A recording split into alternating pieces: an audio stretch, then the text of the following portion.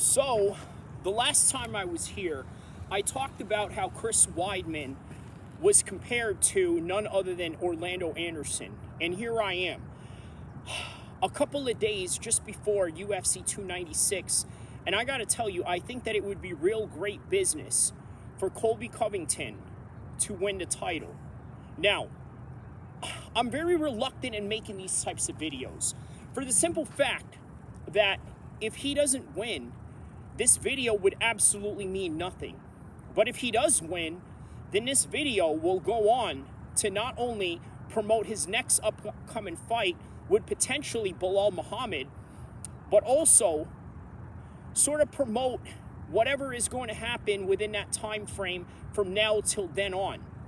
And then if Leon Edwards happens to starch Colby Covington this weekend, this video would not mean a damn thing whatsoever.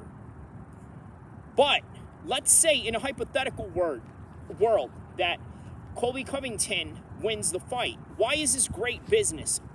For one, I gotta tell you, the Palestine and Israel conflict is gonna be exploited in this particular fight. There's no doubt about that. Colby Covington is gonna bring up how Belal Muhammad is a terrorist sympathizer, and he's going to drum up narratives that is going to be controversial, that will literally lead to promotional levels with the likes of Khabib and Conor McGregor back in 2018. It will literally be within that same magnitude. Now, why do I say that? You got the elements of religion, you got the elements of xenophobia, which, let's make no bones about it, Colby Covington sort of delves into these types of insecurities that many Americans have. And this is the reason why he's had a following. Now, let's be fair. What I noticed about this guy in this coming week is that he seems to have had a, how do I say this? A baby face change. Do you guys know what a baby face change is? Let me explain to you what that is. In the pro wrestling world, whenever a good guy becomes a bad guy, or whenever a bad guy becomes a good guy, in the same example that I could probably point out, let's say Stone Cold Steve Austin back in the days, right? Stone Cold started out as a bad guy in the world of professional wrestling, and then eventually he became a good guy when Bret Hart slapped on the sharpshooter and decided to not let go. Blood pouring out of his face. The fans were all into it.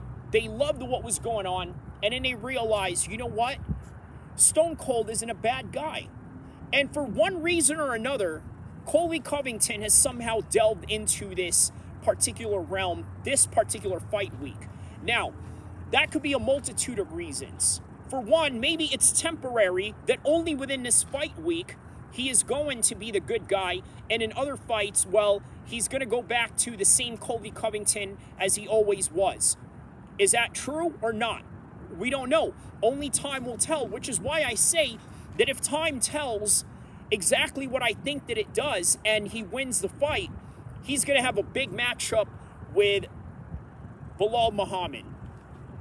And that in of itself, before the Palestinian conflict had happened, I don't think this fight would have meant anything.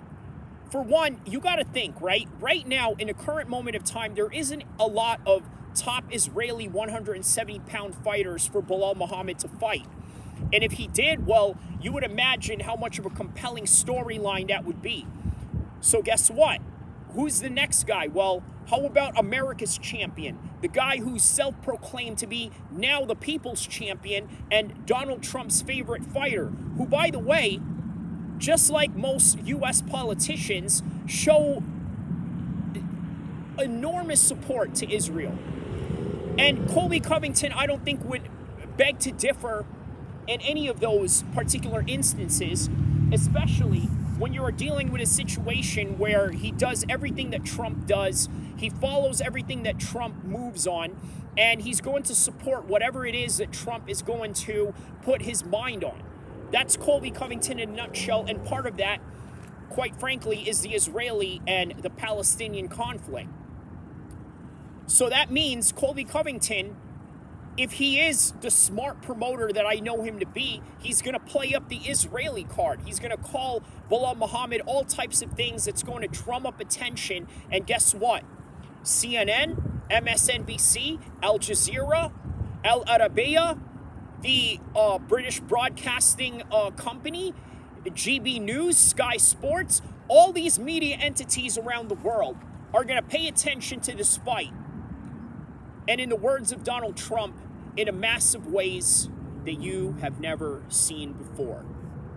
So that's what I got with Colby Covington possibly winning the championship this particular weekend. Now, is he going to do that? Is that going to be the case? Is that what's going to happen?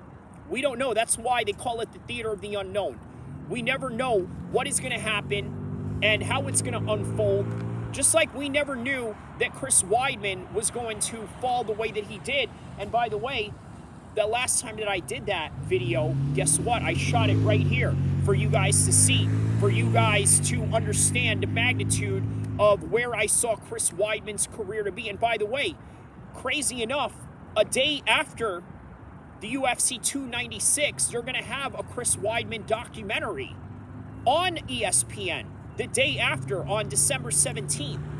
And this was the last time that I was here, was filming that particular episode with Chris Weidman being compared to by Orlando Anderson, which, by the way, is available on the video section. I urge you guys to come take a look at it on the video section below and let me know what you guys think.